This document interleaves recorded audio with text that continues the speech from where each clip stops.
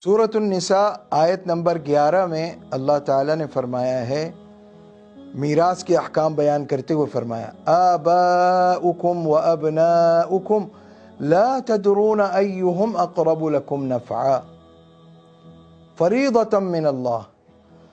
فرمایا کہ تمہارے باپ تمہیں زیادہ نفع پہنچانے والے ہیں یا تمہاری اولاد، تمہارے بیٹے، تم نہیں جانتے اس میں ان میں سے نفع دینے والا تمہارے لیے کون زیادہ ہے، کس کا نفع تمہیں زیادہ پہنچے گا۔ بس اللہ نے میراث کے حصے مقرر کر دیے ہیں، فریضۃ من اللہ، اللہ تعالیٰ نے میراث کے حصے مقرر کر دیے ہیں۔ معنی یہ ہے کہ اگر اللہ تعالیٰ انسانوں کی سوچ پر اور انسانوں کو اختیار دے دیتا نا کہ میراث تم اپنی مرضی سے تقسیم کرو، تو کبھی بھی جھگڑے ختم ہی نہ ہوتے، نزاع اور اختلاف چلتا ہی رہتا۔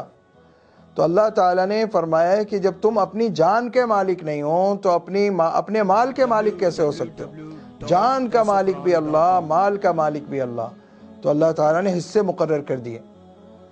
تو جائیداد میں بیٹیوں کا بھی حصہ ہے، بیٹوں کا بھی حصہ ہے، والدین کا بھی حصہ ہے، اولاد کا بھی حصہ ہے۔ تو جو لوگ اپنی بہنوں کو میراث سے محروم کرتے ہیں، جو لوگ اپنی بہنوں کو میراث سے محروم کرتے ہیں،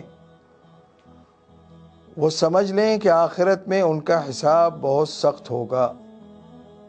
یہاں پر اگر بہن خاموش ہو جائے یہ سوچ کر کہ بھائیوں سے کیا بگاڑ کرنا، کل کو خدا نہ، بہن یہ سوچتی ہے نا کہ کل کو خدا نخواستہ علیحدگی ہو گئی تو یہی بھائی سہارا دیں گے، یا شوہر مر گیا تو انہی بھائیوں کے ہاں آنا پڑے گا، بیچاری یہ سوچ کر چپ ہو جاتی ہے۔